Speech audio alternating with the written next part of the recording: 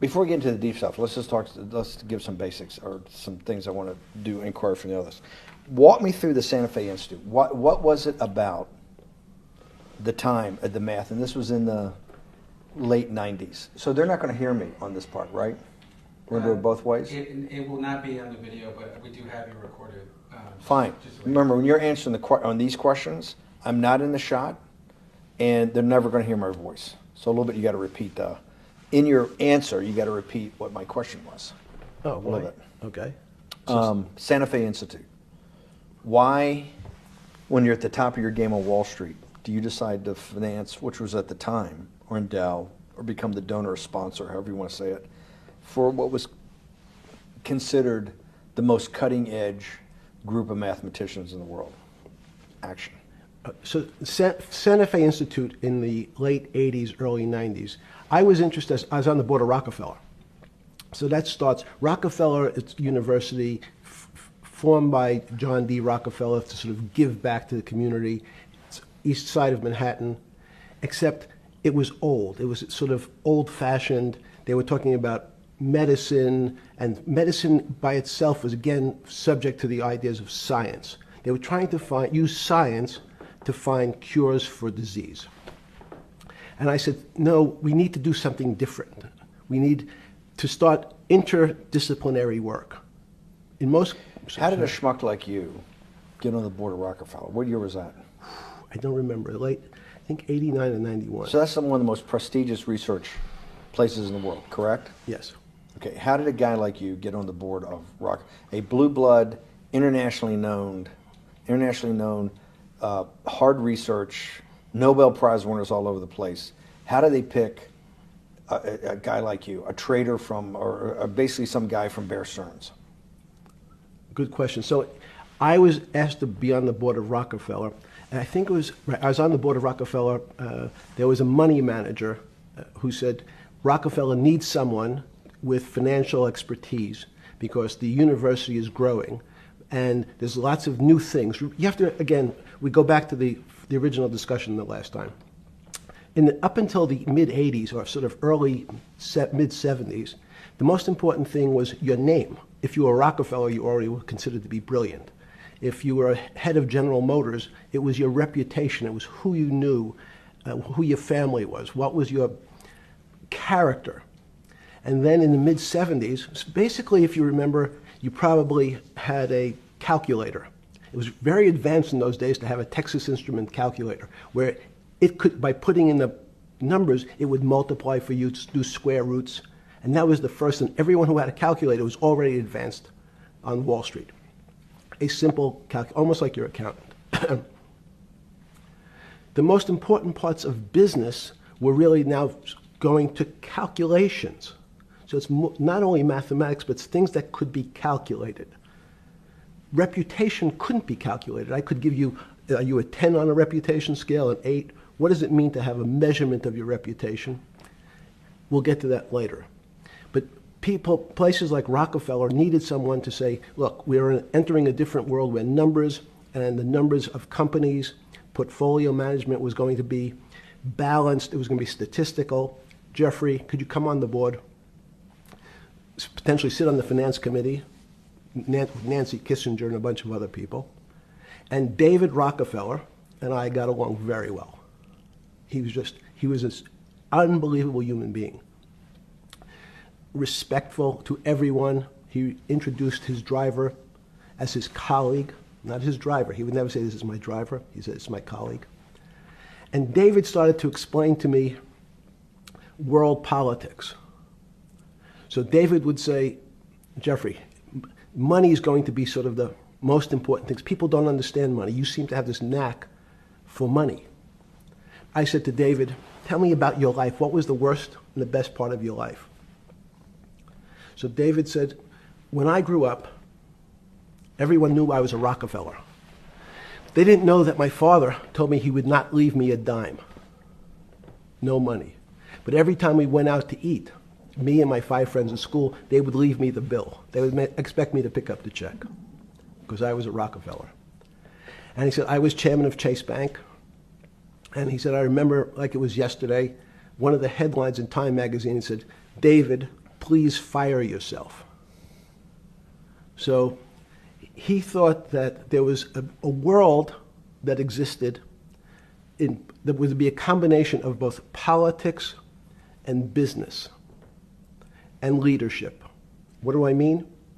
He formed something called the Trilateral Commission. The Trilateral Commission is some spooky stuff. People said it was the Illuminati, there's some mystery about it, people that ran the world. It was politicians, but David said most countries, the politicians get elected for 4 years or 8 years, separate from the royal families in England or in the Middle East. Someone's there for 4 years and then they're not there anymore. The most important people to have stability and consistency would be businessmen. So he formed this Trilateral Commission of businessmen and politicians from 3 major continents. So it was the North Americans, the Europeans, and the Asians. So he said to me, would you like to be on the Trilateral Commission? Now, I was 30 years old, 32 years old. I said, great. And he said, well, you have to fill out this application so they have your bio. And I looked at the list of people, and it was Bill Clinton, former president of the United States, Paul Volcker, every great leader in America, the Asians, the Japanese, and with a very long description of their history. And they asked me to fill in what I would like to have written. And I wrote Jeffrey Epstein, comma, just a good kid, which I thought was funny, nobody else did. So to answer your question, at that time I recognized around the world that monies and currencies were not really well understood. But again, it was only numbers. So numbers, and I'll get to the fact that it was bad thinking. Numbers are very good. Are most people that you meet, even on a Trilateral Commission, when you meet most people, do you find most leaders financially illiterate, economically illiterate? Most political leaders don't come out of a background of finance. Most political leaders come out of a background of being popular. So in some of the countries, in the African countries, for example, they might have been a military person. They were a general. In some of the African countries, they might have been a disc jockey. Or in our country, they would have been an actor.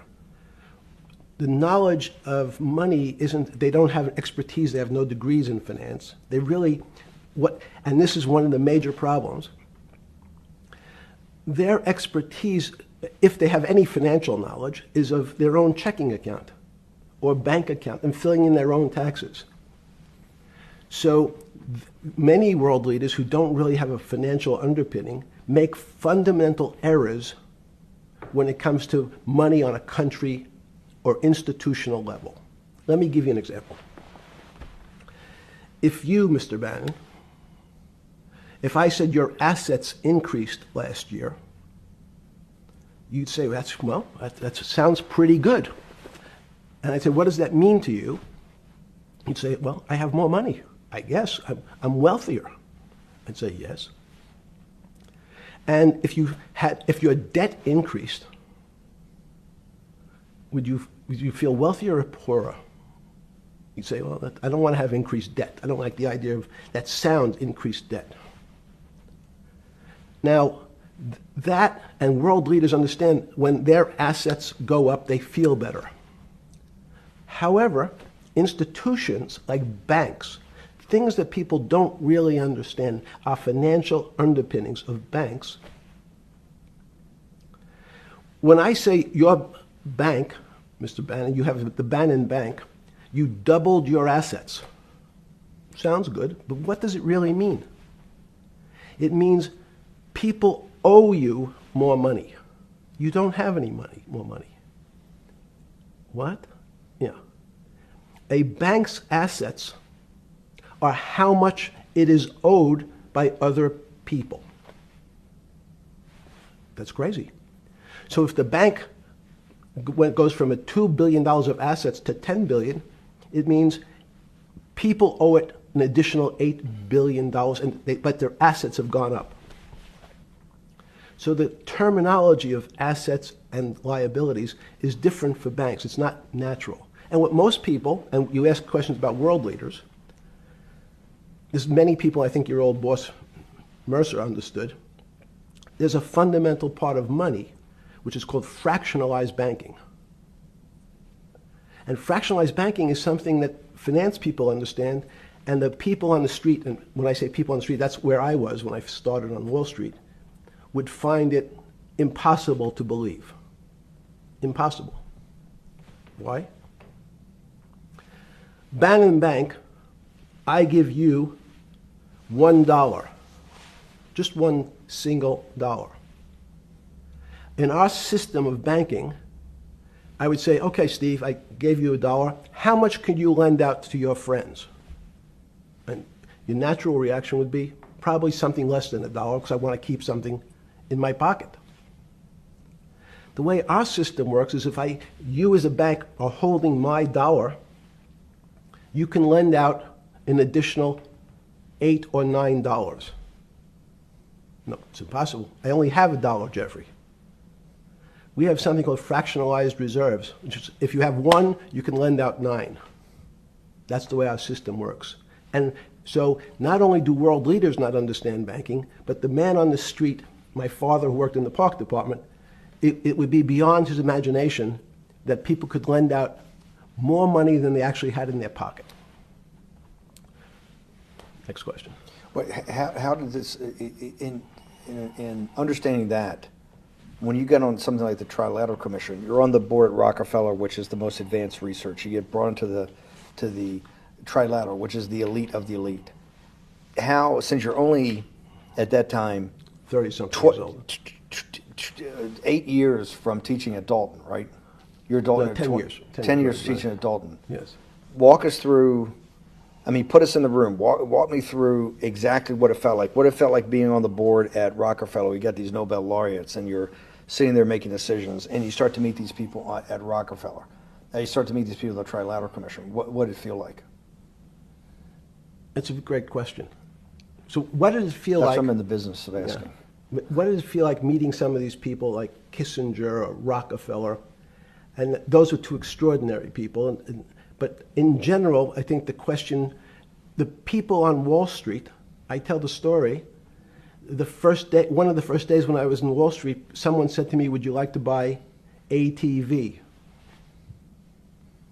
And I was looking in the brochure, and I couldn't figure out what stock had a symbol of ATV. And when I finally said, well, I can't find it, and they said, what's the matter with you? Do you want to buy ATV? Which is, he was selling hot televisions, stolen televisions from the floor of the American Stock Exchange, referred to in common parlance as the televisions fell off the truck. So I knew what that phrase meant from Coney Island.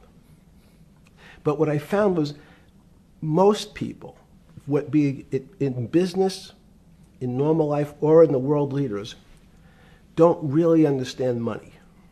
It is something they think about. They have a sense of what it is. They certainly want more of it.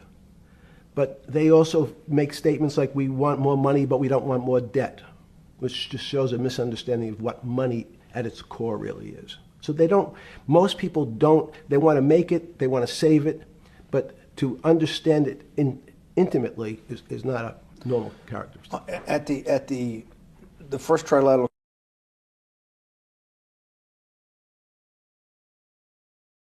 or something? Yeah, good. Just give me approximate. You joined the Trilateral I Commission. think it might be and we'll be able to show we'll pull down the chart of where your name was, but just give me roughly when it was. I think it could be 90. I don't remember. Okay. Let's say early 90s. Yes. When you got on the Trilateral Commission and had do you remember where the first meeting was? It was in Tokyo. In Tokyo. And at what hotel? I would like to say the Hilton, but it's probably not. And it's a 3-day, 4-day? Give me some 3-day event. And walk me through the whole thing. Speeches. It starts with a dinner. Just walk me through it. It was boring. You couldn't possibly think it was boring. It's It bullshit. was boring. You had to be stars in your eyes. No. Did you fly over privately? Yes, but it wasn't my plane. So it didn't count? No. You fly over.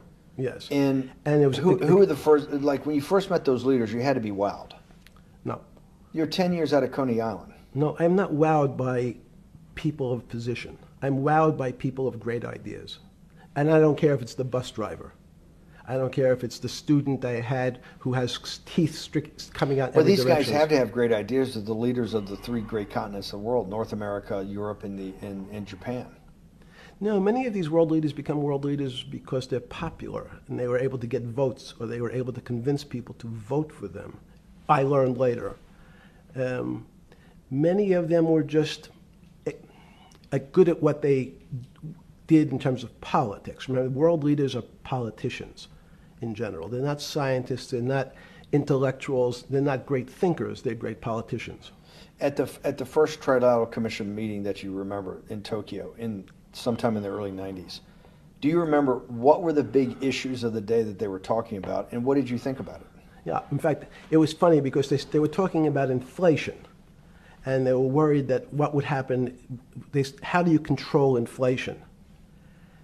And as a mathematician, I didn't understand the concept. I don't understand the concept today.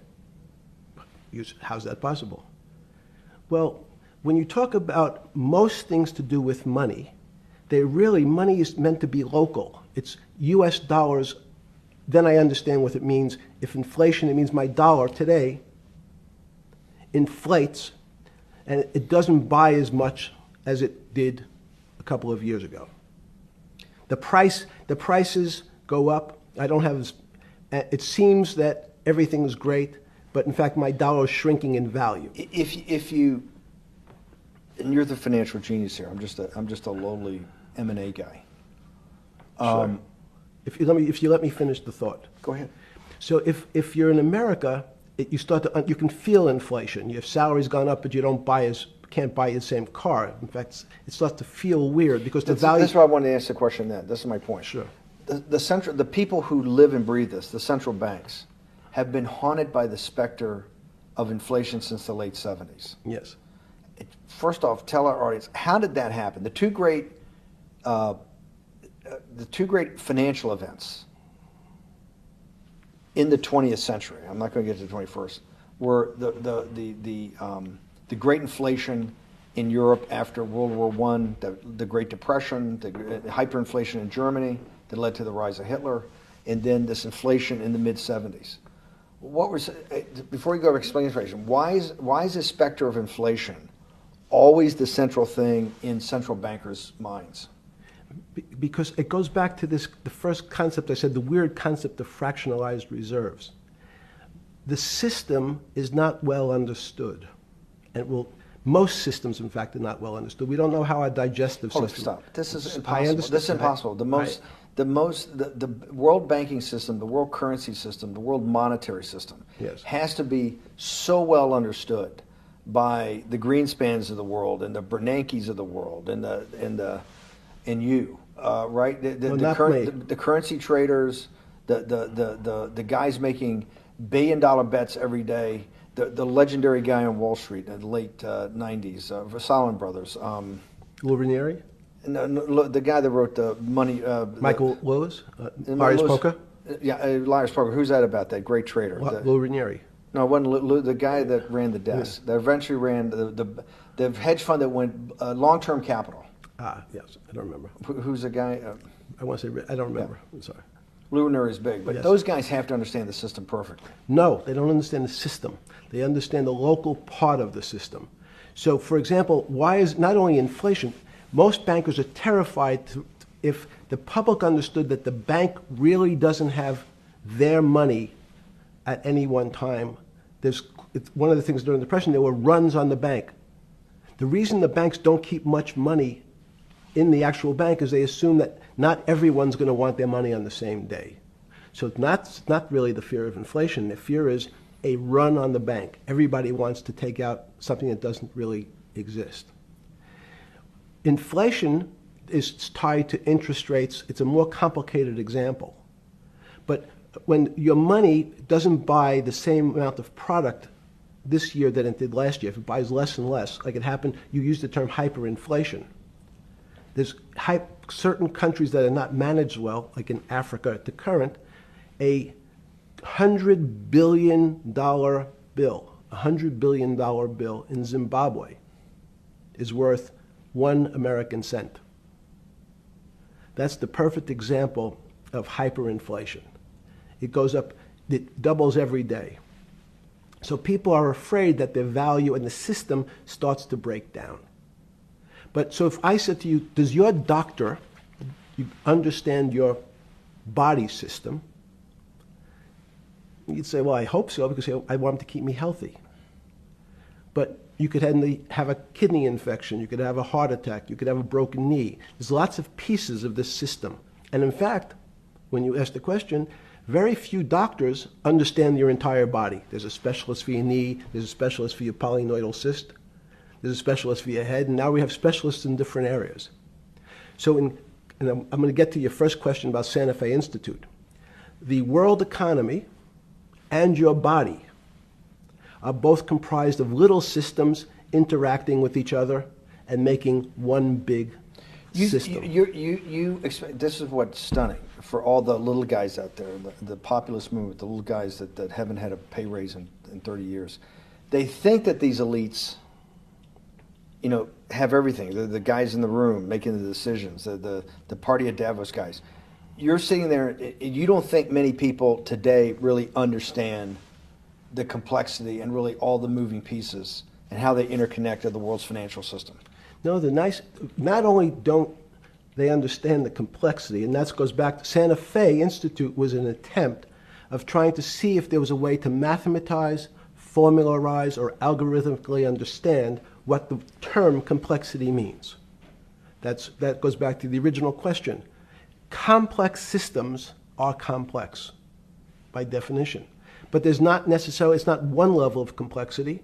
We might say, well, our fingers are complex, the movements, the muscles of our hands, but it's not as complex as the blood system. Now I have a circulatory system. I have systems on top of systems, so that there's no one group or person that really understands the way the body works. There's no one group that understands the way the financial systems work. You might understand U.S. bond market. Now, you've asked about the trader, long-term capital. That was a bond fund, very small part of this very complex system. So the goal of the Santa Fe Institute was to see, is there a way to get in, somehow understand how complex systems interact? Fast forward, Steve, to today, where Google and these other engine companies, the other tech companies, are trying to build artificial intelligence. The strangest thing that they've found, one of the strangest things, is that the systems that they design, this artificial intelligence, which a lot of people have heard about, is they design a bunch of systems. They're called neural nets. The term simply taken out of brain work, neurons in the brain. Nets because they actually look like a net. They put in some inputs. The computers work, spit out an answer. Sounds normal to you. It's because you're thinking about that calculator you had in 1976 on your desk. When you ask the person who designed the system, how did it come to that answer? How did your neural net, can you show me the calculations? They say, no, we don't know. We don't know how the thing we designed actually came up with that answer. That's pretty strange. They take the same neural net now and they put it in front of a video game. No learning, nothing. They said to the computer, they say, sit in front of your video game and learn how to play. It seems the computer learns better than any human in history, faster than any human in history, beats any human in history, but when you ask the designer how did it do it, no one knows. It just did it. So that's the first little touch of things that we already have gotten to a place where we don't understand it, and we built it. On Sunday afternoon, September 14th, 2008, where were you? Sorry? It was the night they put Lehman Brothers in bankruptcy in London. I was in jail. Seriously. Yes. So the financial crisis of 2008 happened when you were in jail? Yes. Oh, this is going to be so amazing. This is going to be so amazing. I take it you didn't have your Wall Street Journal dropped off to you in the morning, your Financial Times. No. How did you hear about because I want I forgot about this, but yes. I'm trying to get, this is going to be amazing. This is, let's go back and do that again. Sunday afternoon, because I want to find out about people, the geniuses understanding the complexity of the financial system. Because I think the best example we have is the financial crisis, the crash of 2008. Sunday afternoon, September 14th, I think it was, 2008, is when they were working feverishly in Midtown Manhattan at the Lehman Brothers offices and at various law firms around town, and with the Secretary of Treasury and the Federal Reserve, what they're going to do with Lehman. They decided they weren't going to save it. And so they prepared to put it into bankruptcy at the open of the market in London the next day. How did you hear about what was going to happen to Lehman Brothers, and what did you immediately think when you heard that it was going to be put into bankruptcy? I'm glad you asked that question. I was in solitary confinement September 14th. And again, some of the public stories about the wonderful time I had in jail and my work release, which didn't come till months after. I'd been there since June in an 8x10 cell with a bed in the back, a 6-foot bed in the back, a chrome sink with a toilet attached to it, and a little piece of metal sticking out that was supposed to act as a table. Now, since I was in jail, there were no books. Why? There's no library. No library, but you're in jail. No, I was in jail, not prison. So in jail, I was in a place what's called the Special Housing Unit, which is for the roughest, toughest, meanest people. They had put me there, they said, for my own protection. So I was in a 8x10 cell with a little slit in the door where they would serve my food on a tray about 9 inches by 4 inches. And then as soon as I finished eating, they would take the tray and close it down. And one of the guards said, do you understand there's Wall Street's crashing. I'm worried about my pension fund. What should I do? And I said, sorry, Wall Street's crashing? What's happened? And he said, there's some crisis and some companies are going bankrupt. I said, are you sure? And he said, yeah, it's all over the papers. We're all terrified we're going to lose our life savings because we have either a 401k or our pension funds. We don't know anything about money. Mr. Epstein, can you tell us, like, what's going on? Am I going to be able to afford my children's education? Am I going to be bankrupt like this company called Lehman Brothers? And there's another company in the front page today called Bear Stearns. Oh, no, I said. Why? Because that's the company I was a partner in. And in fact, that was a company I had a very large investment in.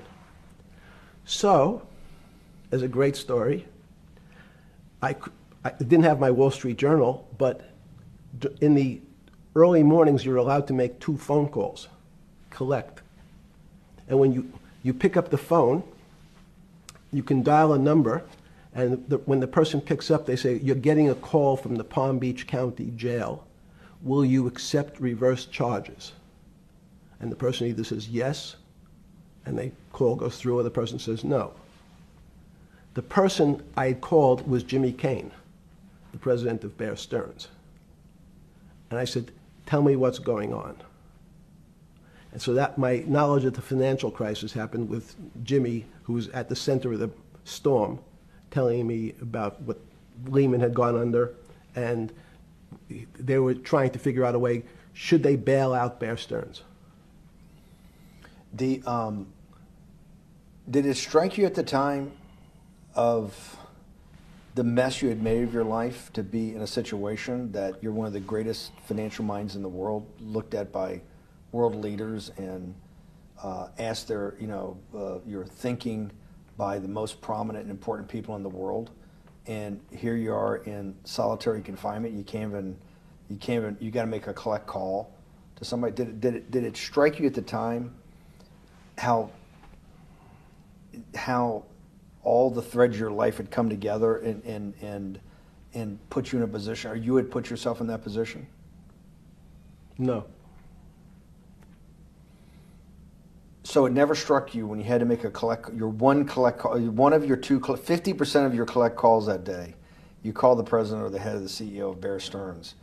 The biggest financial event in your life is taking place, of which one, every important person in the world would be seeking your opinion. Number two would be a once-in-a-lifetime opportunity to apply your craft. Number three, it would be a once-in-a-lifetime opportunity to make money if you were smart, and obviously you're smart. You're telling me here, truthfully, that it never hit you at all of how you'd ended up in a place where you had to make a collect phone call from a jail cell that was 6x9 with a steel bed and your food being passed in through a slot. The question you want to ask is, who was the other call to? Okay. Who was the other call to? The other call was to my friend at J.P. Morgan, who was then, I didn't know it at the time, trying to buy Bear Stearns. So at one point, I had two phones. It was difficult because they're afraid people are going to hang themselves with the phone cord. So they don't actually come together and they're pretty short. So I was actually going between two phones talking to Bear Stearns and J.P. Morgan at the same time. So I found it amusing. And it never struck you about how to end up in a situation like this? No, that would be probably means I would be too self-aware. You can't possibly expect me to believe this. I know. I don't believe it. You're telling me that during that day, you never had a moment. You sat there and go, what the fuck have I done with my life that I'm in a 6x9 jail cell when I should be on a trading desk, or I should be in my $250 million greatest townhouse in New York City, taking calls from the king of Saudi Arabia, the president of China, the head of Russia, the president of the United States, to save the world's population from a financial debacle. You honestly expect me to believe that that never happened? You're suggesting I was sort of somewhat depressed, and how could this happen to me? I'm not saying depressed. I'm saying a moment of awareness of how could I get myself into this situation. No, I would just say how strange that this happens. Just, it's strange. I'm wearing a jumpsuit and flip-flops. What color was the jumpsuit? Brown. Brown. Brown jumpsuit. Yes. I notice I don't see you in a lot of brown. No. Brown jumpsuit and flip-flops. Flip-flops, yes. With no access to books, no access to newspapers, no access to anything. You had lived on information. Except my Almond Joy bars. I had extra Almond Joy bars. Did you eat Almond Joy bars and things like that because you're afraid of what the cooks did to your food? Yes. Is that because of that you were in for the crimes that you were in for? No, it was just in fact, I was. Is it because you're wealthy? Yes. How did you know that? Well, people would constantly come if I was passing by or have to go for my medical. People would either ask to borrow money or make some other types of comments about. In the beginning, what were the comments? At the beginning, what were the comments? It serves you fucking rich guys right that you're here next to me. There was nothing about your crimes. No. So all this rumor you hear all the time about people in prison that commit the type of crimes you commit, you're saying in your personal thing is not true. No. It was all because you were rich. Yes. And it was all because they wanted to borrow money. Or get advice. Yes. Wait, they get advice to go long. Yes. You're telling me is this time to buy? You're telling me in solitary confinement they're interested in going long. Yeah. They want to know what does that stocks. say about human nature? Well, what I think the people find, one of the reasons they wanted to keep me in solitary confinement was they're afraid that everybody would want to know which stocks to buy. But what happened was, after this crisis, now it's on the front page of every newspaper. I don't want to lose this day. Sorry. When you first heard that, was it Bear Stearns had been kicked into bankruptcy, 6 months before? No, this is the same time. This is part of the same deal. I thought no. Bear Stearns, they saved Bear Stearns and didn't save Lehman Brothers. That's right, it. they let 6 months before they had bailed out Bear Stearns. But Bear Stearns was still a zombie, a shell of its former a self. former self. But they had, quote unquote, saved it. They admit, why did they make the decision in your mind? Why did Hank Paulson and Bernanke, what's this concept of moral hazard? Explain to the audience what moral hazard is, and why did they save Bear Stearns 6 months before, and why did the smartest guys in the room decide not to save Lehman Brothers? It's a good question. The real issue is I'd have to go back when you have these systems to the way your doctor responds to any type of emergency in your body. If they might decide to save your kidneys and let your gallbladder go because the gallbladder is less important to your overall system. If at that time, even it's not that long ago, the boogeyman was when said, well, what really happened? Jeffrey, what really happened? What is this financial crisis? And, some of the progressives and the right wing blame it on the banks. It was the banks' fault. And it's the fault of this very esoteric, unknown concept of derivatives. It was really the derivatives that caused this financial crisis because the derivatives got somehow out of control and in the Mickey Mouse. And that was the way you started your road to a billionaire went right through derivatives. Yes. But derivatives were not the cause. Derivatives were not the cause at all. It's like saying your hair was the cause of your heart attack because it was on top of your head. So what was the cause? There isn't, let me say, there's no one specific cause. These are system collapses. So many times when they have to make your death certificate, when you say, well, what did he die from? They'll say heart failure. But if you say, what was the cause of his heart failure? Well, he had low blood pressure, his sugar was high, he was diabetic, he had all these other problems. But they say, no, we need a word on your death certificate. Did he die from brain damage? Did he die from heart failure?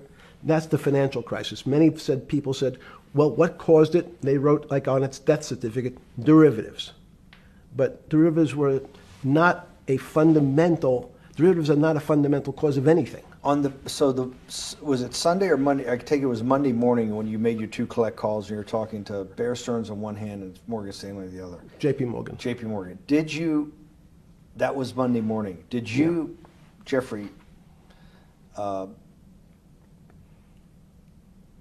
being one of the financial geniuses in the world, did you understand what Lehman Brothers going into bankruptcy, the domino effect, that by Thursday the financial system would be under such extremis that if it didn't have $1 trillion cash infusion in the United States, it might collapse?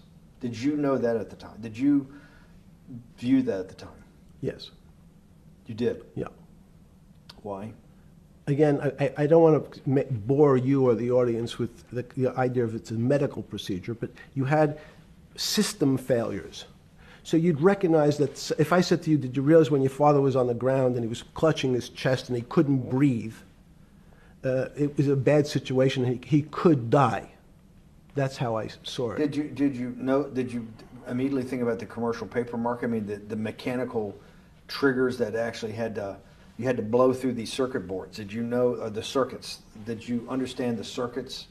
Or did you have a concept of the circuits that were going to get blown through? Yes, but only because of an analogy to a body. And in fact, from my telephones against the wall with my little metal wires, because the next day I talked to another person in Washington about the issues of what I thought was happening, and I made the same discussion about the... They were at the Treasury Department? Yes. So in a 6x9 cell in... The phones were outside the cell. In Palm Beach County, California? West Palm Beach, Florida. West Palm Beach, Florida. This was your juice diet. West Palm Beach, Florida. West Palm Beach, Florida. West Palm Beach, Florida. You're making a call to Washington, D.C. to talk to some deputy secretary of Treasury. Someone in Treasury. Right. Someone in Treasury. Right. And that does not, the night before you go to bed, it doesn't dawn on you at all. You never have a moment of self-reflection that, how did I end up on this metal cot when I should be at the center of things? No, I had a telephone. So I said, I can talk to, it makes no difference where I am. In fact, I'm still talking to the same person if I was at my home in Palm Beach. But I'm the here in difference is you're jail. home in Palm Beach. I can dial my That's a own phone. That's bullshit. No, but you can also make 1,000 phone calls. Here you got to make one, and he's got to take. Think the how much charges. better that was. I had to decide who was the right person to call. That was unusual for me because I would have called 20 people And before. what was the advice you gave? I said, you have a sick patient, and it's very much like a sick patient in the emergency room. You can't think about it like your car. People in normal walks of life think about money and things as a machine. And unfortunately, so if your car breaks, cars are always easy to fix. My jets, my cars, if it breaks, I know it can be fixed because it simply follows the same pattern. If this part breaks, you replace the part and the thing works again. People and the financial system are not machines. They can't be fixed the same way. You can't simply take out put some more juice into the commercial paper market, and that's like replacing the carburetor on the car. It's much more, I have a patient who can't breathe, has a stomach problem, can't see, looks bleeding at the same time. What do I do first? I have to think about it as a system. Where's the most logical place? What's the most dangerous place? If your heart stopped, we have to start your heart again. In the equivalent to the money market, why do I have to start your heart again? I need to get your blood flowing. If your blood stops, you're dead. If liquidity, which is the equivalent of blood in the financial system, dries up. Once liquidity is basically cash, putting cash into the Forget system. about what it is. Okay. Liquidity is liquidity. It allows the system, it's the blood of the system. You need to pump blood hard into the body of the economy to keep it flowing. And if you're, especially when you're worried about someone dying, you're not going to be worried about the niceties of, well, you got the shirt dirty and there was some damage. Pump in that blood, keep that heart When you pumping talked to the person in Treasury on Tuesday, the 16th, did you get a feeling as you were sitting in your 6x9 jail cell in West Palm Beach, Florida, that they were on top of things? No, you can't. It's impossible to be on top of things. There's no such thing. It's, again, the doctor watching the patient die. You hopefully have some confidence that he's seen it before. He recognizes that there are some steps he has to take first before he bandages the guy's finger or worries about what shoes he has on. So you hope that the people in charge, your doctors who are working on the emergency patient, have enough experience and, frankly, judgment to try to keep the patient alive. Did you think that they had those things, patience and judgment? They had pretty good judgment, and you needed a lot of luck, just like in the dead patient. You need to, hopefully you put that blood in and it's not too late. And you make some mistakes, but you have to know you're going to have to give it a shock. In the run-up to the September crash of 2008, Yeah. I guess you weren't occupied with finance. That whole summer, how long had you been in jail? Went to jail June 30th. So the entire summer. Yes. Before you went into jail, you were still very active in the financial markets. Yes. When you say active, you trade currencies every day, you trade stocks every day. When people, I don't do any. someone like you, or you give advice to people to trade stocks or trade currencies. I don't trade every day. I think that's, like Woody Allen said, you can't beat the bank. So I try to pick my spots. George Soros picked his spot when the pound collapsed. This would have been a great money-making opportunity that passed me by when I was in jail, but that's not how I think. In the run-up to that, in the spring of 2008, that's when Bear Stearns got in problems, I think, in the spring of 2008, and they decided to bail it out.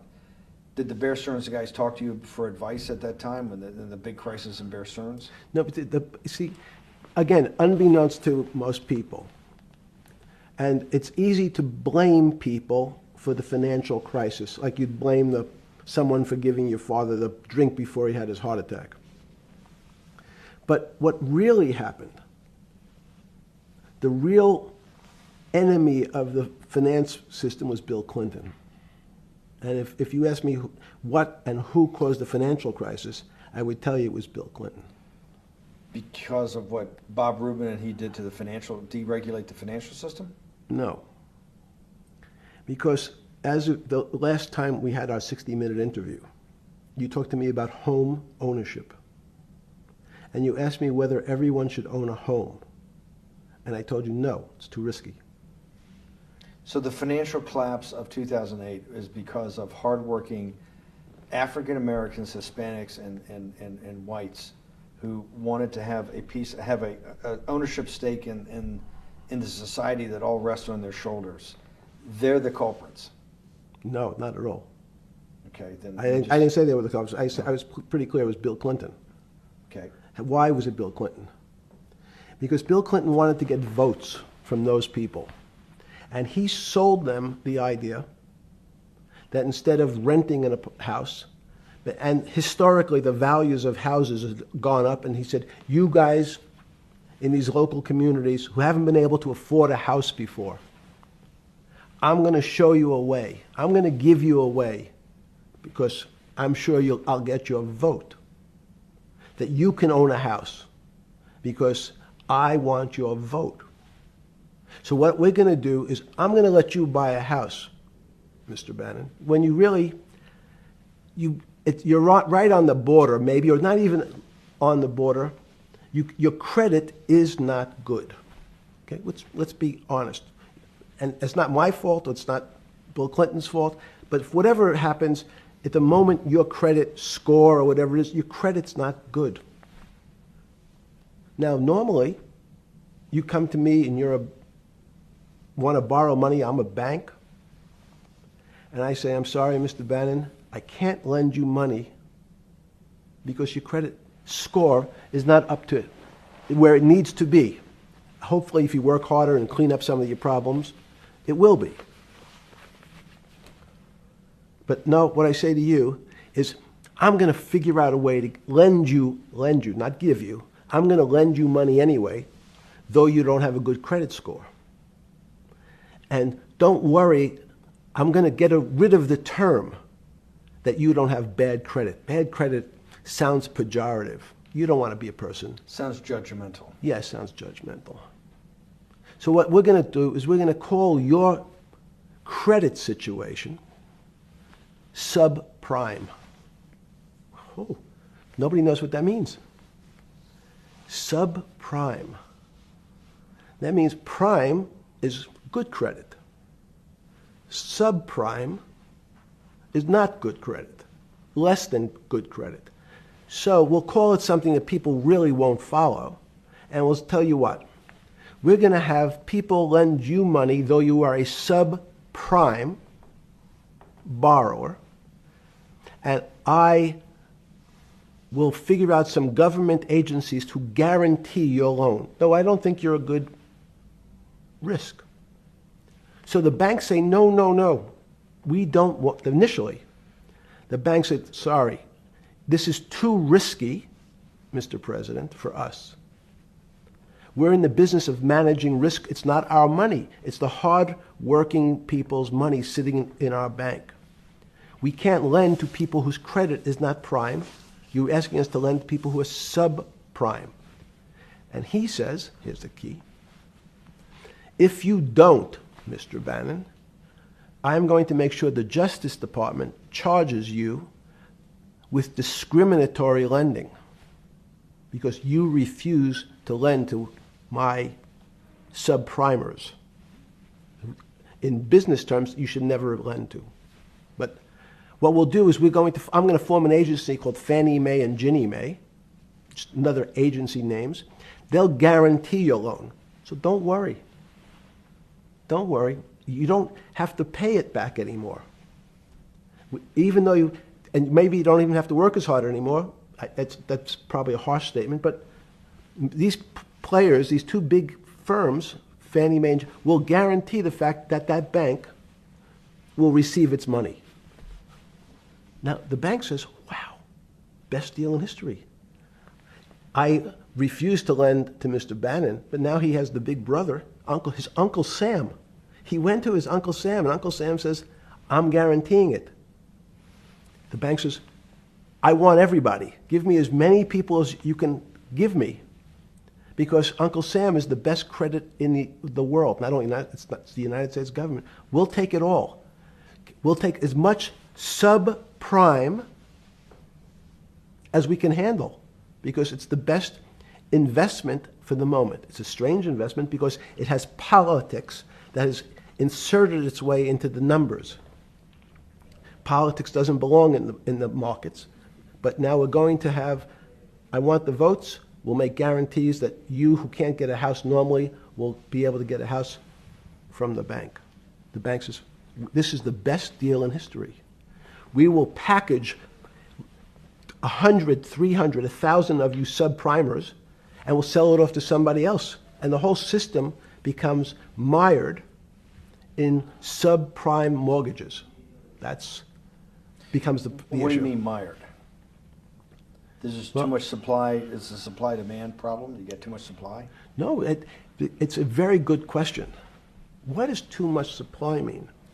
Well, then you get to people, go back to your first question to me, government leaders. Government leaders know if they're good, and they can do mathematics, they can balance their checkbooks. So certain people in Congress said, well, how do you value these subprime mortgages? The banks say, we've been valuing them the same way we've always valued them for the past 20 years. The accounting firms, there's something in this country called GAAP accounting, which is a standard type of accounting. And we account for them the same way we've always accounted for them. If we paid $1,000 for your mortgage last night, when we put it on our books today, we're going to say its value is $1,000. It makes sense. I paid for it what's its value? It's $1,000. That's what I paid for it last night. No. The Congress people said, that's not really a good answer, you know. That doesn't give us confidence that you know what you're doing. Because what happens if you have to sell it tomorrow morning? Something's happened and you have to sell it. Remember, there's kinds of stress tests. Would you be able to value it at what you paid for it the day before? And Wall Street says, that's not the way you can think about this. This is crazy. We always value things at the cost from the day before. And they changed the accounting method, in essence, to say not what it was worth yesterday, but if I have to sell, what would it be worth? That's impossible. So what happens is every bank now has to value something they bought yesterday at lower than they paid. Never before in 20 years did they have to do this. So something they bought at 1,000, on their books was 1,000, is now 990. That starts to, you asked the question about what did I start to think about. Something's 1,000 and 990, this person now has to value it at 980. When did you first start to get nervous, understanding Bill Clinton in all this? Did you change glasses? Yes. Okay. I changed shirt.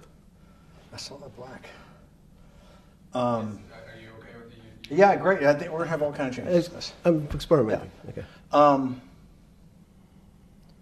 When did you get a feeling? Did you ever anticipate, before it happened, something like 2008 could happen? No. How could that be? It's the word, I can beat it to death, is that it's very much like would I anticipate I'll have a heart attack tomorrow? Unlikely. Was 2008 a heart attack or a stroke? Debilitating?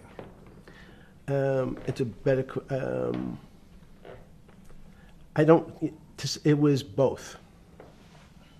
But why was it both? Because in fact, as I said, the blood was getting dried up in the system, and the head, which is sort of the central bank, wasn't working. So to some extent, it was a combination. It was a crisis. Did you see that building up over time? It's always been lurking in the background. I mean, if you have an older parent, would you say it's possible? Did you anticipate him having a heart attack today? No, you hope things are going to go better and maybe they'll fix it up. The system was getting too complex, and it wasn't based on derivatives, because what people keep forgetting, and as I was just explaining, Wall Street, and in many professions, including Wall Street makes it sound complicated. They don't want the little guy to understand what they do because they make so much money and they don't do very much. So they couch it in words like derivative and stock options and commodity futures and different types of contracts. It's all fairly, everyone is capable of understanding it. It is not complicated. But Wall Street, because they make so much money from doing fairly simple things, needs to make it more complicated than it really is. We had a very big recession in the early 90s based upon real estate and Japan basically imploding. Let's again, Okay. you had a recession in the 90s. I don't know what it's based upon. It's always interesting to look back and say, separate from there's certain triggers, like there, in the 70s there was a... What do you think it was based upon, the 90s downturn? It's clearly there was a huge downturn. No, I know there was a downturn. That's what I know for sure. I don't. That's a fact. That's all. Everything else is sort of speculation about why did he have that? I understand that, but Sorry. there's some speculation that has 0% probability of being true, and there's others that have 90%. In the range, when you look at the range of alternatives of what could have caused it in 90, and what I'm trying to do is get you all the way up to 2008. Look, Sure. you're the smartest guy in the room, right? You know that. Do you think there's anybody in the world today?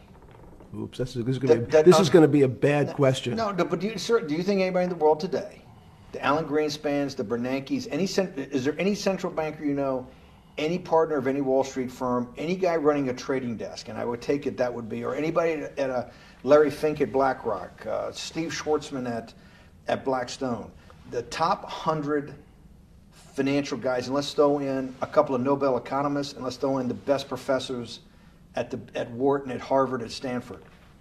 Do you think that there's anybody that understands money or understands the world's financial system as good as you? There must be.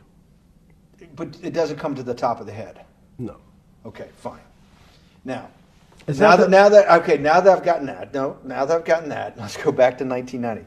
In that arc from the fall of the Berlin Wall to 2008. Good. We started with the implosion in Tokyo of the Japanese economy, Japanese financial markets. We had the huge run-up in internet stocks, right? We had the implosion of that in 2000. The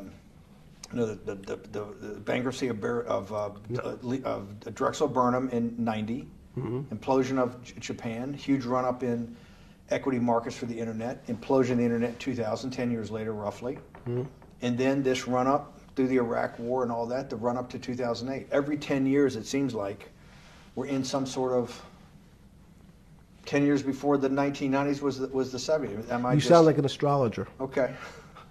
And not a finance person. You're supposed to be a mathematician. It just seems to me a pattern of every 10 years. That's misleading. That's exactly right. Okay. Because people like to see patterns. People like to see patterns where there are none.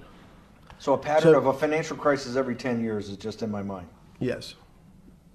Long-term capital that had to be bailed out back in the late 90s when everybody panicked. And that wasn't that bailout today would look small, and it was $5 billion or was $30 billion. Businesses fail all the time. But long-term capital, the Federal Reserve stepped in. But I'm saying people go bad. Things go bad all the time. Yes, you're correct.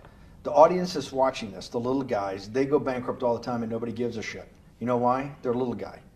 But when long-term capital management goes bankrupt, or Bear Stearns goes bankrupt, or Lehman Brothers goes bankrupt, people care because it's an unfair characterization. Why do you say that? Because again, it's the complexity of the situation. If you think about you have a complex system. You have your body. Now, in fact, the little guy is my finger. This is. And Bear Stearns is your heart. That's correct. The banking system is my heart. The system, I can't risk my because remember, it's not only my. You haven't been able to name. Hang on. You haven't. Hang on. No, hang. I was trying to hang. I wanted to see if the hang on worked. No. You haven't been able. You're not good enough yet. You're like junior wizard trying to do it. You haven't. Yes. I'll say, since we can't name another guy that's as good as you. There may be a couple out there. You're not bragging. You're humble.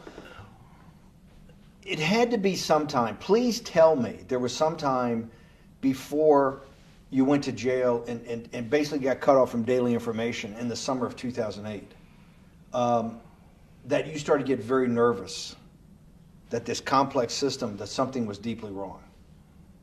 Okay, first, let's go back. When I say no one understands the system better than I do, it doesn't mean I You always understand. sound like a doctor. You're afraid he's going to get sued for giving a thing. Yes, you're not, no. you're No, not no, taking no. on any liability. There's no contingent liability here for Yeah, your no, answers. no. But the word understand is the problem. Okay. I don't understand the system.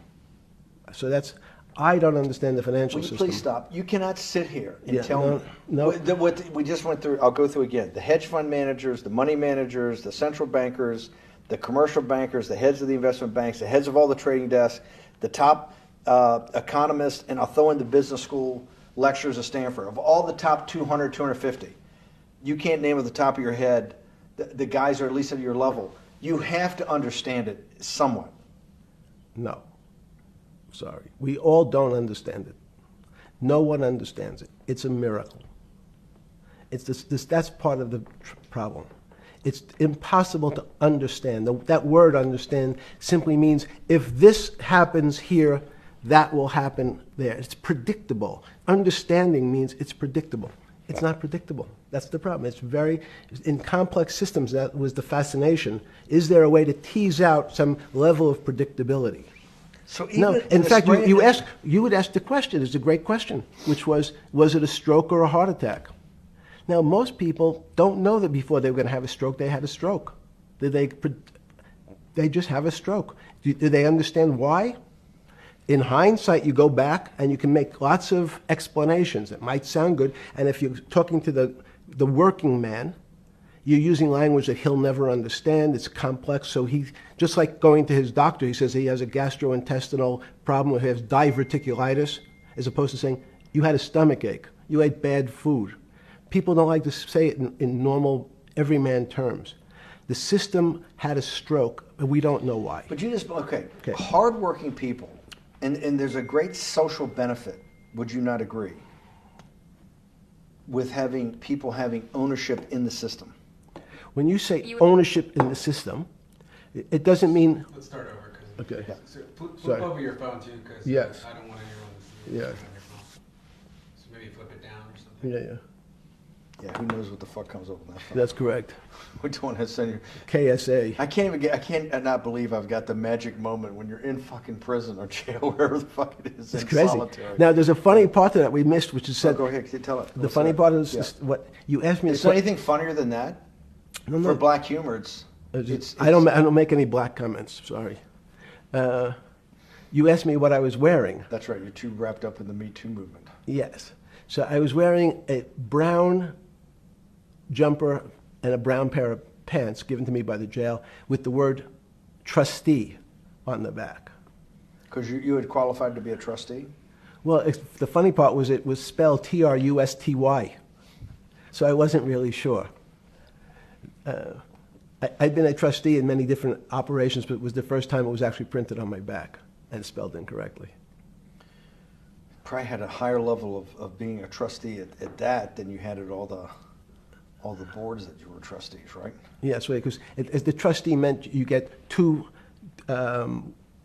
devices to clean your toilet as opposed to one. Yeah, but it also meant that you had some sort of personal fiduciary own responsibility for oneself, right? In the jail? You mean? Well, that's what being a trustee is. That's where they give you two. Yes, you get two cleaners. I was a trustee in the jail because I was able to teach some of the kids to help them get their GED. So that's how they gave me a trustee job. There's no time. I got to go back to this because I'm like a dog with a bone in this thing. Yes. You can't. There's something deeply fucked up with you. At least something. Well, we know there are things deeply fucked up with this. You will get through in this film, Right. but you cannot possibly sit there, knowing that you came from nowhere, knowing that you went to the very top of what is considered outside of science and maybe physics, the thing people most admire because it's like alchemy, understanding high finance. To sit there in what will be the defining financial crisis of our time, like Black Friday and or Black Yes. Monday, whatever it was, in the Great Depression, and be there at that exact moment, triggered in part by a firm that you used to be a partner in and knew intimately well, and it created much of your initial net worth because of, and know that you couldn't, someone who lives on a phone, right? Yes. Because you do live on a phone, right? Correct. You had to make just 2 collect calls. You cannot tell me sometime during that day you did not have that conversation with yourself of how the fuck did I do this to myself to put myself in West Palm Beach in a 6x9 cell with a metal fucking bed with a brown shirt that said trustee spelled wrong. So did I find it amazing that I was there? That's a Not better- amazing, and I don't want to say it's not Nope. funny. Oh, I thought I wasn't funny. Right. But Not I- amazing. no, it was incredible. Incredible in what way? This- Incredible like, how do I do this to myself? No. It's as incredible as me sitting here in this house. They are both just 2 sides of the coin. That's how I think about it. That my life today is incredible. Do you consider yourself a stoic? No. I consider myself a hermit. Stoics are not very happy. Being a hermit then, being in that 6x9 cell, being in the cell qua the cell was not the problem, right? Correct. What was the problem? Eating the almond joy bars. Because you couldn't eat the food. No, right.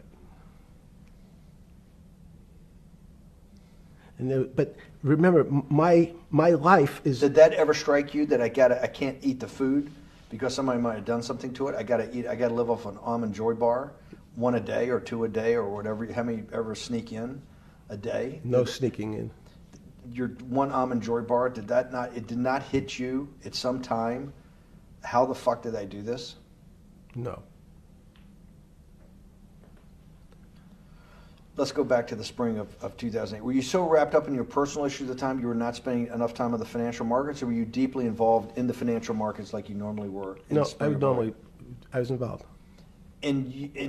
So we're saying that the smartest guy in the room didn't see it coming. No, of course The not. bankruptcy of Bear Stearns, you just thought was a Bear Stearns problem. You didn't see it as systemic. I know you keep harping on it, but it's not. Because you're a mathematician and understands systems. It Seems that anybody that understands that they had a systemic problem, you would at least be the first on the early search radar. If you're not going to see it, then I'm really afraid, because that means that I always assume there's at least a set of guys out there that have some sort of sense that something's not right. Imagine the guy who has a stroke or had the heart attack. When you ask him, did you feel funny the day before? He's going to tell you, yeah, I didn't feel right. Something was off. I didn't feel right. I had my stomach was right. I felt a little dizzy. I felt a little weak. But if you asked him that day before, do you think you're going to have a heart attack tomorrow? He'd say, no, I just feel a little weak. I'm a little dizzy. My stomach hurts. So these systems, and that's the issue of complexity. What complexity says is that, in fact, everything seems to go along, and people have seen it. One of the great examples of complex systems is sand dunes. In fact, the sand keeps building up. People have seen some, and all of a sudden, one more sand drop, and all the sand starts running down the hills. That's the way I see the financial markets. Well, you funded Santa Fe in the early 90s or late 80s? I believe it was early 90s. I can get back to you. But early 90s, Santa Fe was funded for the study of complexity theory. It was math. So let's back up. So why did I buy a ranch in New Mexico in 1993? So that gives you some sense. So I would have funded it in 1990. Los Alamos, which was the high energy lab up in New Mexico, was losing all its scientists. In Los Alamos, it was where Oppenheimer and where a lot of the nuclear weapons program, the bomb. That's when the Manhattan Project. Manhattan Project was Yes, as Los Alamos, and you bought your property out in New Mexico to be near that? Yes, because the scientists were going to they cut the funding for high energy physics. But the people who worked in Los Alamos would still be in the Santa Fe area. They cut that because this was the Cold War dividend, right? I don't remember exactly why. It was because, again, people thought that physics and high-energy physics really wasn't that important. Because that was about nuclear weapons. No, it was because they decided, which may be not right. This was the same time that Murray Gell-Mann came up with the term quark, Q-U-A-R-K. He picked it out of an old poem, the word quark. But it was mysterious. So they were starting to understand in the 90s that our world of the physics world, there was things that were just unexplainable. They called it strange things. You gave it a name. You gave it some characteristics. You called it had charm, was one of the terms. It had a charm. It had a flavor. It had a color. But nobody really, no one, Mr. Bannon, understood what it was. Just like the financial system. And you wanted to investigate that? I wanted to see if we could build tools so others smarter than me could help investigate it. And that was the beginning of your concept of the Santa Fe Institute? Yes. And Santa Fe Institute was founded to do study in this type of... Can these areas of strange things be described by some form of mathematics?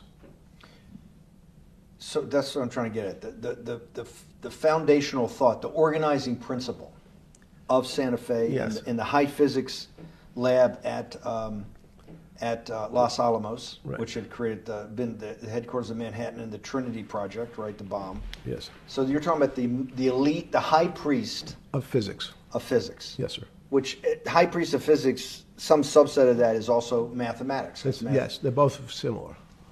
Project out. One of the tools you want to do is to make sure that in this complex system, the finance system, I'm doing a lot of this for philanthropy and a lot for the good of mankind, but also to be able to understand this complex system, the most complex outside of maybe our body, of the financial world.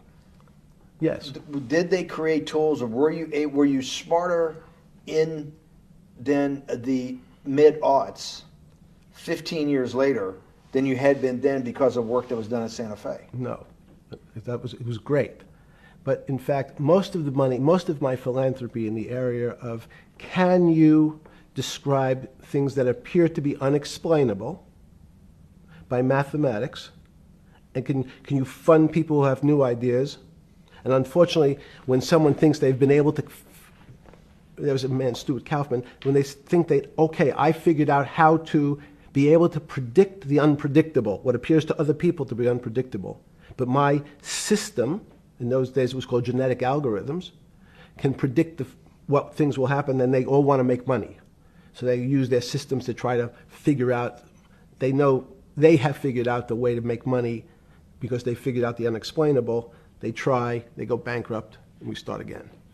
So with a cold view, what I've come to realize is that the attempt to mathematize, formularize, or what in your prior work, to understand what really is, in today's world, still unexplainable, is impossible. They're miracles. Your first head of Santa Fe was Christopher Langdon, I think. Langdon from Australia. But Murray Gell-Mann was Murray Gell-Mann was the funder. He was the rock. Yes, he was the rock. He was a Nobel Prize winner? Yes. Yes, and a wonderful guy. He came out and helped us with the Biosphere 2 project. He came with Chris Langdon. Yeah. Chris Langdon was the operator, the day-to-day guy. Chris was doing artificial life. Right. Murray tried to lead his own artificial life. Yes. When Chris came to Biosphere 2 for the first big conference we had in 1994, he was one of the most impressive guys there among all the world's elite. Kew Gardens, the Lawrence Livermore Lab, the labs at Sandia, all the major universities, Lamont Doherty, all the big Earth observatories, Woods Hole. What set Langdon apart, I thought, and the reason I invited Santa Fe to be part of it, was Langdon actually made a presentation that everything, and he was making this to scientists, a lot of marine biologists, a lot of people that are just beginning, Wally Broker and people who were just beginning the study of climate change, at that time called global warming, that he made this compelling presentation that everything's really mathematics. Yes. It's all just back to math. And you have to, all these experiments you do, you're not, one of the reasons they're not considered by the high priest in physics as being real experiments is that they don't have a mathematical basis to it, and everything has a mathematical basis to it. Langdon seemed like a radical visionary. What happened to that concept? You go back 350 years. So you have Isaac Newton, you have Leibniz. Move forward, you have people like Heisenberg and Gödel, and what every one of those mathematicians and philosophers came to understand is that there's numbers can describe certain things, approximate certain things. But in fact, trying to put measurements and numbers on other things that are really unexplainable is folly. 300 years ago, they said that unexplainable realm was God. And people who attempted, in fact, to explain the unexplainable, who said, yes, I understand the unexplainable, were charlatans, they were the occults, they were the astrologers, they were the con men. Alchemist. Yes. Well, no, alchemist was, in fact, they believed that there was a way to transmute one metal into another. In fact, they always wanted to see if they can create gold. There's no reason, if you think about it, they recognize that one metal is different than another metal because it has some additional pieces to it. It has additional neutrons or protons or electrons. So because they thought it was a machine, they believed it was a machine, if I can take 5 protons and add 5, that gives me 10, I should be able to get gold. Move everything around inside these systems, the molecules transmute one molecule into another, and if this molecule I've transmuted it into is gold, I'm a rich man. It's back to money. But there's something strange happens. Isaac Newton says, this is really weird. If I want to push a ball on the table, I have to touch it. Maybe I have to blow on it. But I actually have to push one side of the ball or the book to move that side. I'm pushing here, and obviously this thing is what appears to us humans to be solid, so it moves as one thing. But the only way to get something to move was to touch it or put a force against it. Okay, seems to make sense. Everybody has that experience. I want to lift a glass, I lift it. If I want to push a ball, I push it. If I want to pull a ball, I pull it. But he recognized when the ball fell off the table, it went in a different direction. How's that possible? Nobody pushed the ball down. And he says, this is crazy. Why did the ball go down? I didn't push it. I just let it go. So someone's pushing the ball, because I know that I am confident that the only thing that gets something to move is with a force that pushes. So there's a force that's pushing the ball down. In fact, he called it gravity.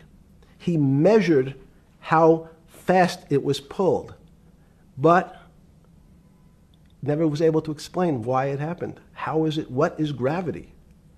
It's this. Everybody says, well, why did the ball fall to the ground? Because gravity took it. But what's gravity?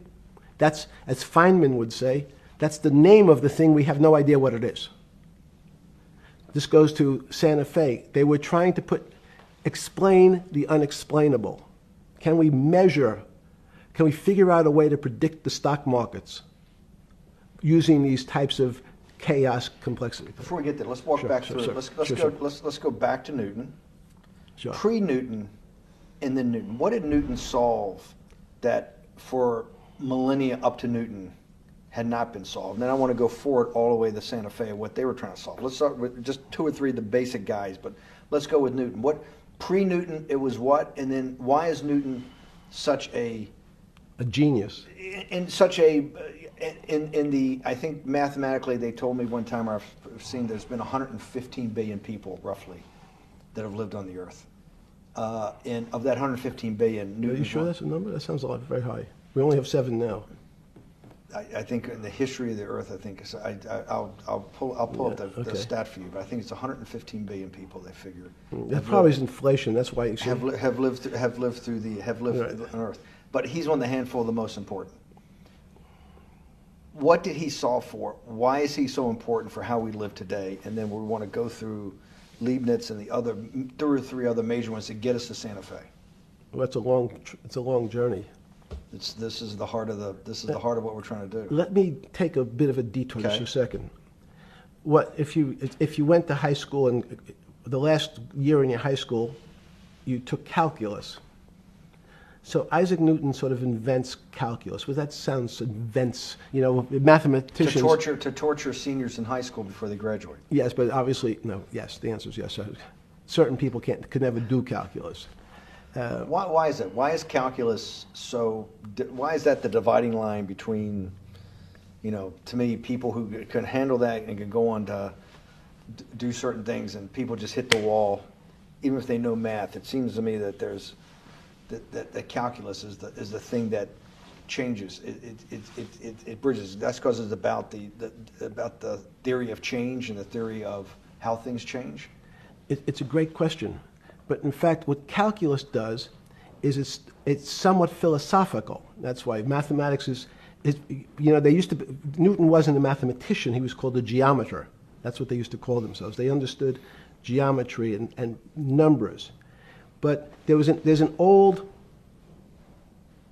conundrum where it says, during Pythagoras' days, Zeno's paradox it's called, where they said, well, if the wall is 2 feet away from me, and I take one step that's halfway to the wall, that'll be 1 foot away. And if I take another step that's half again, that'll be half a foot away, and then a quarter of a foot. I could walk forever but never touch the wall. Doesn't sound realistic, doesn't make any sense in our real lives of the physical. But what Newton understood is many problems were like that. Many things approached the wall, or in calculus, approached the limit, but never really reached it. So he said, it's okay, you don't have to reach it. We can do lots of the mathematics as if it was so close, it was almost there. And we could do lots of mathematics almost being at the limit. And this is really important, Steve, for today. Because most of the science up until today was things that are starting to approach the limit. You were taught in high school that if you had 1 divided by 0, if you remember your high school algebra, you were told, what's the answer to that? Is there an answer to 1 divided by 0? No, if you were in high school, I'd say, stay away from it. It's the boogeyman. You could write it down as it's undefined. It's not able to be determined. There's a bunch of things. But in fact, 1 divided by 0 is a strange things happen. It's a world of the strange. And what I'll explain to you after is that when you get 1 divided by 0, you get into a world we don't know what happens. The answer is it's not explainable. We can call it things like undetermined. We can have a convention to say it's X, Y, or Z. But in real life, we don't know what happens when you are actually at the limit. So Newton thought the same concept is that the limits were God. You got close to God, but you could never be God. He had this sort of religious interpretation. Okay, I want to go back to Newton. Why is Newton such a big dividing line in mankind's history? What is it about Newton? What is it about what he tried to solve? What did they not know beforehand? And because we live to a degree in a Newtonian universe, although I realized later subparticle atomic physics, but at least for a while it was Newtonian. So what's the dividing line? Why is he so important? Why is he an inflection point in mankind's movement from the swamp to the stars? It's a great question. Stars was by Kepler. What Newton starts to allow us to do is to make accurate predictions. Remember that we've talked about that with money, about the things in our physical world, how cars, he didn't have cars then, how horse carriages moved, how bowling balls moved, how pool cues and pool table balls. Had people tried to solve that before Newton? Tried it? Heraclitus or Plotinus, Pythagoras, had these greats that we hear about, had they tried to solve the same problem? Not the same problem. They tried to again, what Pythagoras does, he starts to figure out this relationships in triangles. For example, everyone knows the a squared plus b squared is equal to c squared. That Pythagorean theorem, which is basically says these shapes in a triangle, each side of the triangle has a fixed relationship with the other two sides. That's strange. He knew, again, but it was all numbers. This was a system of things in the physical world, and Pythagoras says we can start putting numbers on things that help you predict how they will behave. You can add two triangles and make a square, some different shapes. They were looking at geometric forms. Newton says, well, I want to know how planets move. I want to know how things around me move. Can we find formulas? Can I find formulas that explain what I see in the physical world, how physical things interact and how they describe one another? Again, the fact that two things, two solid masses, for some very strange, unknown reason, unknown today, attract one another, no matter what they are. People have seen the experiment. You hang something, two little metal balls from a string, and they move towards each other. In fact, they move towards each other was very specific. So when you drop the ball to the floor of this room, Newton says, in fact, the room came up a bit to meet the ball. The room moved. It's imperceptible. You can't really perceive that motion, but they attracted each other with certain ratios. So he started to be able to measure things in the physical world. And that was great advances. It also, now you wanted to move very quickly. Unfortunately, most people, especially in the 20th century, 19th century, said, well, like Newton, let's measure everything. Let's measure people's behavior. Let's measure their psychology. Let's measure their health. You go to we can have my blood test. Let's measure everything. We measure Wall Street. Their voting habits. Measure, measure, measure. Can we put a number on how much I care for my wife? Can I put a number on how I feel? And we tried, unfortunately, we try to mathematize the finer things in life, and then recognize that there's things that unfortunately just fall outside. Schrodinger wrote a very famous book about what is life. He was trying to figure out a way, can he describe the difference formulaically between things that are alive and things that are dead? The answer is no. The things that are alive in my world are miracles, not magic. Magic has a bad connotation, trying to hide things. You don't believe in the spirit or the soul? That's what animates people, is your spirit or your soul. That's No. Have you ever seen someone die? When they die, their spirit leaves. Their soul leaves, no question. So There's no question to you about no that. question. There's no question to you that there is some animating life force within us that leaves when you're dead. Yes, in fact, I refer to the soul. This obviously is certain. The questions in the past, even Because during people would normally think you were soulless. So, Thank you. But have you talk about you actually believe in it, and have done some thinking about it is pretty shocking in its own right, isn't it? Well, again, mathematics. Leibniz thought. So Newton was at Cambridge, and he was the head of the math department, right? He's a professor, essentially. Yes. But Leibniz, was Leibniz a German professor? Yes, but what Leibniz said is the soul is so strange because God took chemicals, which is simply the material, like tables, and he somehow made this material able to have a thought. How strange is that? Not only does it have a soul, but some way it was put together that this material substance is able to think. So when you say to me, it's obvious to everyone that there's such a thing as a soul. Now, if you're part of the Charlatanville, you'll try to explain it to people. The soul I describe as the dark matter of the brain. Why is it dark matter? Because in high energy physics nowadays you hear terms of dark matter, dark energy. Again, terminology. It's a complicated term. Why is it dark matter? Because we can't see it. That's all. What do you mean you can't see it? Well, somehow we see something moving towards this area of darkness. Something, I can see this thing. This appears to me to be empty. It's just black. But I see it being drawn this way. So I say, well, I know if this were matter, that would follow that equation. If this was solid, it would explain the way this particle moves. But I can't see anything here. So I'll just call it dark matter. And I'll say, I don't know what it is, but it behaves as if there was something there.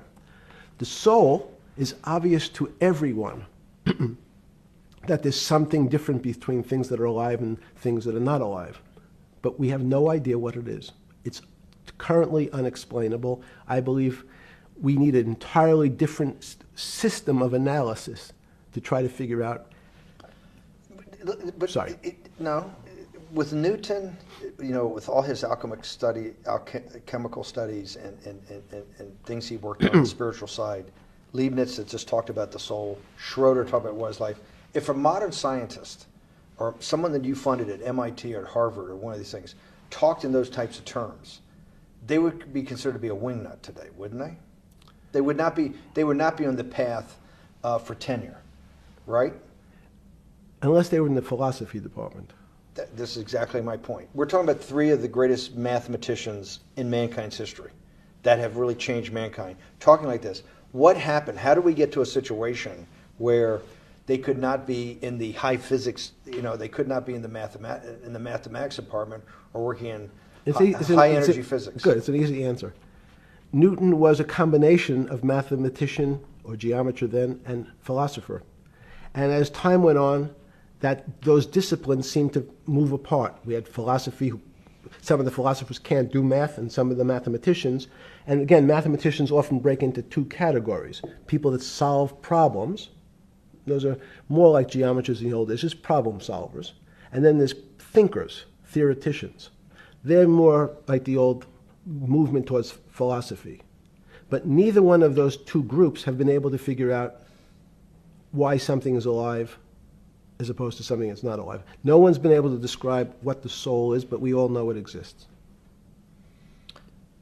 And I think what we need is science is a bad word. I think science only describes the things we already know about the physical world. In fact, there's an argument that the physical world that we see has been created out of our systems of mathematics. Mathematics, everyone knows mathematics describes the physical world much greater than it should, unless my view, the physical world really comes out of conscious beings that have mathematics. So they create it. This table appears to you and I to be solid. To a bat, because we have light that's bouncing off the table into our eyes, it appears solid.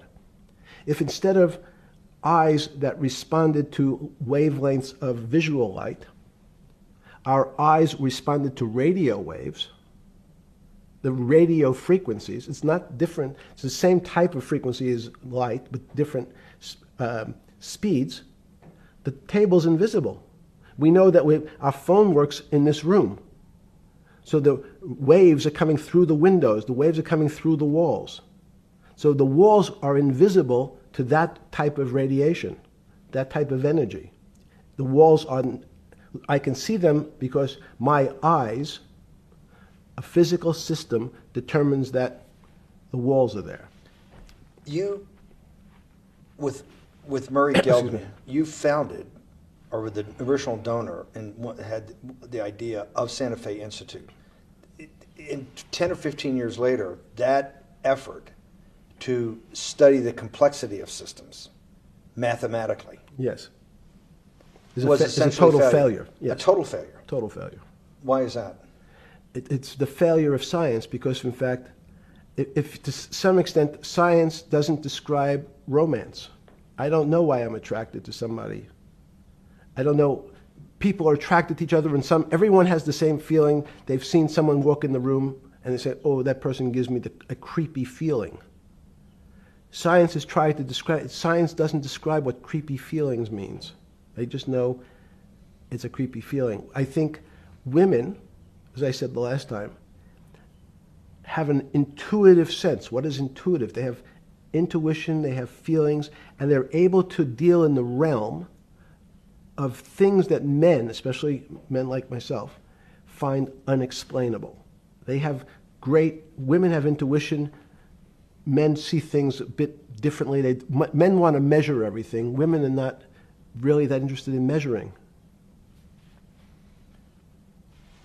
In what you're saying in macro terms, you actually think science, mathematics, maybe ultimately technology is moving to that more intuitive? I think science and math are old-fashioned.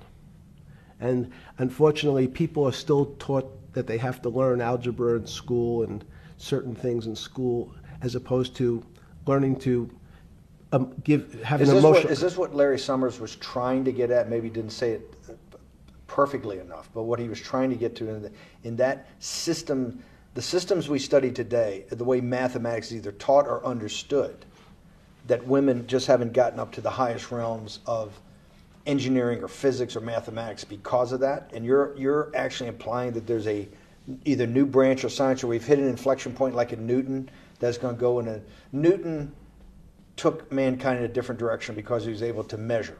Then you had subatomic, non-Newtonian physics later. Are you saying that you think there's another developing field that's coming up that may take us, I don't know how many decades to get our hands around, but that's what's evolving out of this? Yes. Yeah. In fact, I think that mathematics, it's not the end of science. Every year someone says it's the end of, we can't discover everything. There's lots to discover with relationship to the physical world, but we know a lot already. In respect to the unexplainable world, we almost know nothing. Women, again, sense it. And instead of Larry Summers, I won't digress too much, but Howard Gardner early on said, there's not one form of intelligence. It's not mathematical intelligence. There's emotional intelligence. There's kinesthetic intelligence. There's this argument that I reject that black people are less intelligent than white people. It's not true.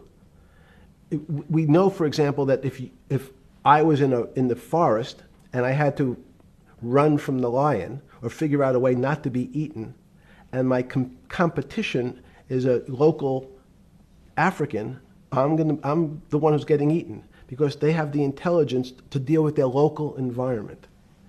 So it's just different. It's not better, it's not worse, but there's many differences amongst different types of people. And so people have different intelligences, and they excel in some intelligences usually and less so in others.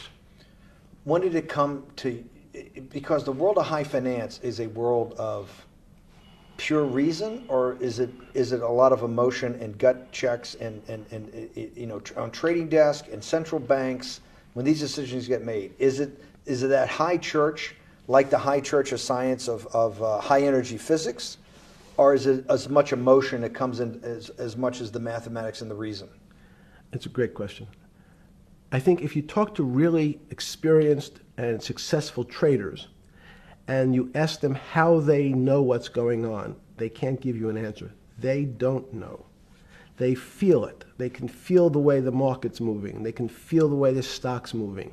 And that these are not very well-defined terms. It's difficult to put in mathematics terms, how did I feel it? You could look back and make guesses what I was seeing.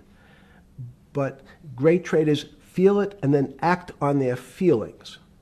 That's the difference.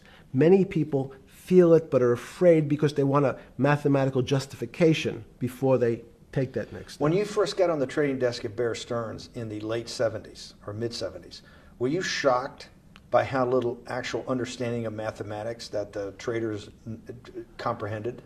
Yeah, well, again, we had a Texas Instrument calculator. Most stockbrokers, especially before 1975, if they were good stockbrokers, could add. That's about it. They could multiply. If you could multiply, you were already in the top 15% of stockbrokers. Stockbrokers simply meant there's a story. When I went to the first person, I had no money. And I said, how much money do you make a year? And he said, $400,000. I said, impossible. I'm making $10,000. That's probably more than your family had made in its entire existence. Yes. And he makes it in a year. I said, what do you do? And he said, it's too complicated for you to understand, which is what the main thrust of Wall Street people, they want to tell you it's too complicated. Because if you understood that that person was simply, he had a brother-in-law, in fact, in this case, who ran the pension fund at General Motors. His brother-in-law would call him and say, buy 1,000 IBM. He'd hang up the phone, he'd write it out on a ticket and walk it to a window. That was his entire skill set. Hello, write what my brother-in-law says, walk it to a ticket window. Give me an example when you were on the trading desk in the early days of Bear Stearns of a time that you felt either complete uncertainty or you saw total panic, where something was happening that people couldn't foretell and that they were like in an airplane cockpit where it's going wrong. Walk us through that. In 1978, I think it was, across the news wires, there had been a collapse of the currency in Thailand. On the other side of the world, had no relationship to me. I wasn't sure where Thailand was. But the fact that a currency, a country's money, had all of a sudden dropped tremendously in value, affected the rest of the world's markets. And people panicked because they'd never seen that before. A very small part of a very complex system had a shock throughout the whole system. So prices on Park Avenue apartments, the bond markets, the stock markets, every started to gyrate. You know, there's an old mathematics expression that if a butterfly wings in Mexico make the wrong turn, it spins out, and eventually, by the time it gets to Canada, it turns into a tornado. So these are part of complex systems. So yeah, Wall Street in certain parts. Santa Fe Institute was supposed to actually come up with a formula for that, for the butterfly wings. Why in 15 years did you reach the end of at least that experiment? Every attempt to, that's why it's so exciting now, because I think certain people are starting to realize that there's so many things that are unexplainable that we have to think about them differently. Music is a great example. It's a common man's example. You know, when you hear a certain song, it makes you feel a certain way. How does it do that? We don't know. We can't mathematize it. And even that music, Steve, nowadays we compress music. When you have a violin, it's compressed onto your iPhone. So what does compression mean? I'm taking lots of information and I'm cutting it into lots of pieces and squishing it together. And when I squish it or compress it, I have to take out lots of pieces, but I say that they're not very important pieces. It's those pieces that we take out when we compress data, to me, are the most interesting parts of life. You just said a while ago, part of this new search for science may go back to when people were actually talking about a soul, and you said there's no doubt in your mind that there is a soul. Describe for me what you mean by that. What do you mean by soul? What do you mean soul different than the physical analog body that we're seeing on film right now? It's difficult to describe in words. I mean, I'm not a poet. Poems get a little closer to what that really means. But even the concept of what is life becomes complicated when you deal with plants and seeds. Is a seed alive? I don't know. Certain people would say, no, it's dead. When you're a banana, one of my favorite examples is the banana that's sitting on the countertop in your kitchen today. Is it alive or dead? What do you think about human life? Tell me about human life. But your banana is alive. That banana is breathing. It's on your. You say that's impossible, Jeffrey. No, it's not. Is the banana conscious? All these words. These are words. So everyone's trying to fit a very complicated concepts into a very small box called conscious or alive. These don't fit in that way. So if you put your banana in a bag and put another fruit in with it, the fruit ripens faster because the banana breathes with it. We don't understand most of those things. So you asked the big question. Sorry. You talk about the life. What about human life? What about it? Tell me what do you think? What do you think human life is? It's a miracle. It's a miracle. And when I say miracle, I can't explain it, and I make no attempt to explain it at the moment. We don't know how to think about it. And anyone, and again, another one of the Feynman quotes when he was talking about quantum physics. He said, anyone, Jeffrey, who says they understand quantum physics and quantum mechanics and quantum behavior, you know they're lying. Let's talk about it. That's post-Newtonian. Talk about what's the difference, who founded quantum mechanics, why is quantum mechanics taking Newtonian physics and taking it to the next level? It forms a much broader category.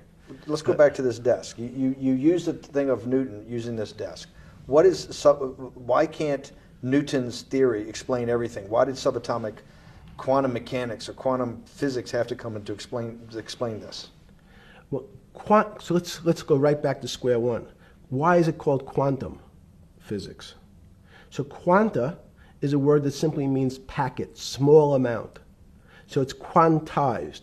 So we recognized, when we recognized that this table appears, another very complicated word, solid to us, it's really made up of molecules or atoms.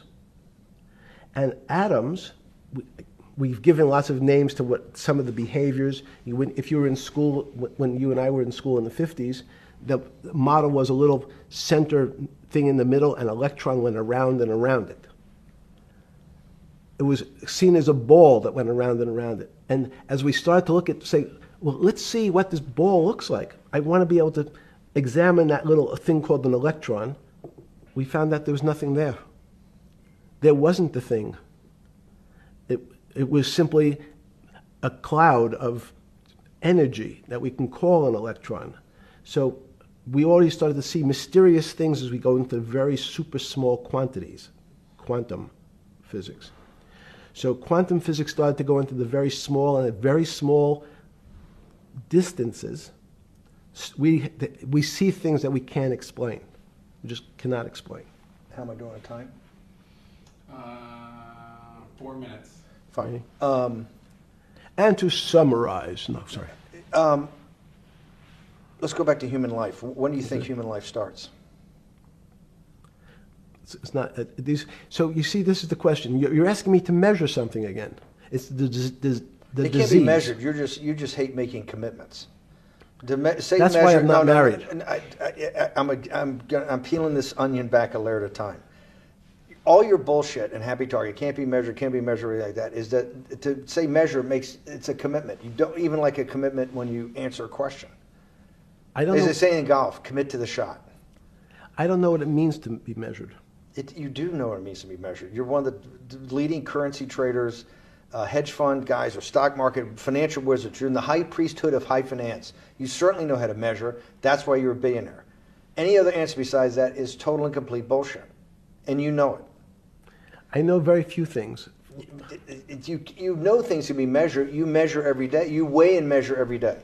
You weigh and measure people. You weigh and measure leaders. You weigh and measure economies. You weigh and measure politics. It's a very good. You Great. weigh and measure. You weigh.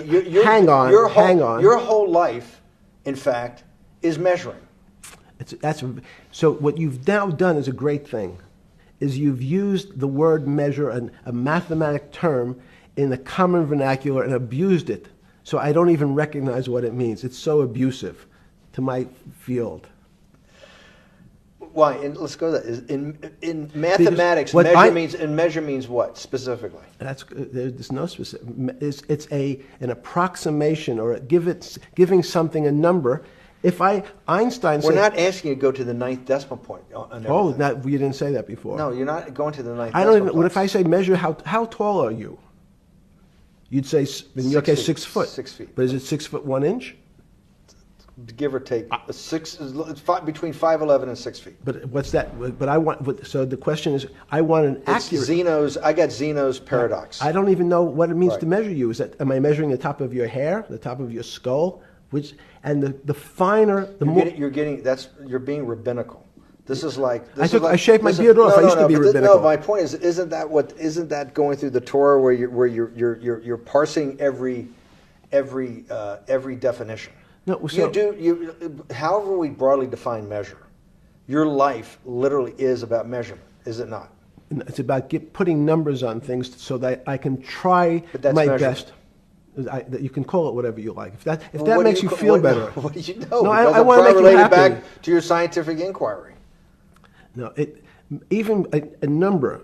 People don't. A number is a complicated When did thing. you come? When did you come to this When did you come to this aha moment? Was when it was in your solitary confinement, when the biggest financial crisis in world history was going on, in your 7x9 jail cell with your metal bed and your two brushes because you were a trustee with the brown uniform on, trustee spelled wrong. Is that the moment of clarity that you had about science and Newtonian physics and everything that we can measure is really not going to be the way we go forward? It's going to be much more esoteric, emotional intelligence thing. Was that your moment of clarity?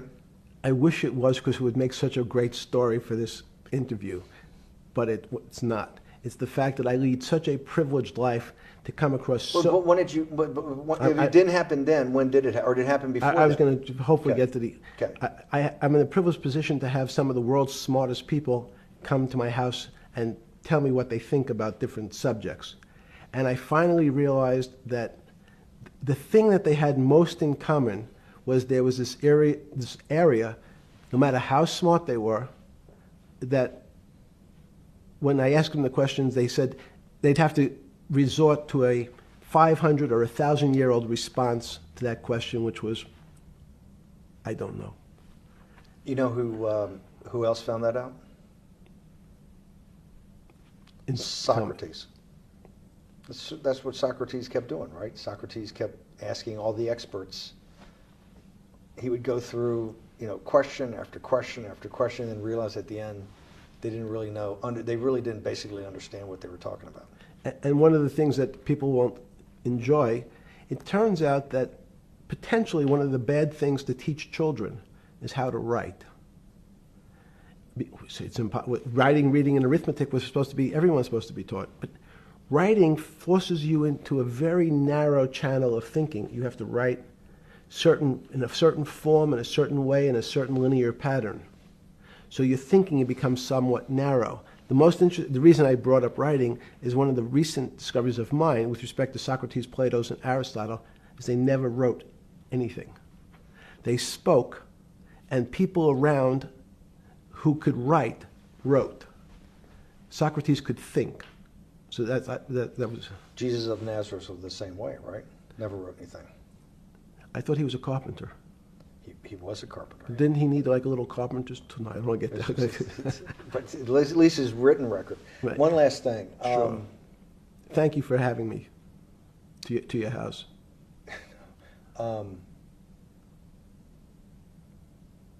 Vegetable juice. Let's go back. Look what vegetable juice does. When did that? The beginning of that. Was there any one aha moment in all these great thinkers? Did it happen before 2008? Was it after?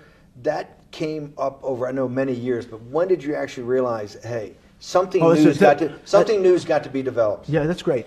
Is that because again, I'm privileged enough to have people around me who've given lots of philanthropic gifts to institutions of higher learning, and when I said the impact, how do you judge the impact of your giving?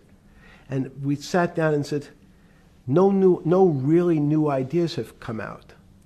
And I realized that, of course, it hasn't come out because we've been looking at using science and mathematics, and it's the wrong tool. It's obvious.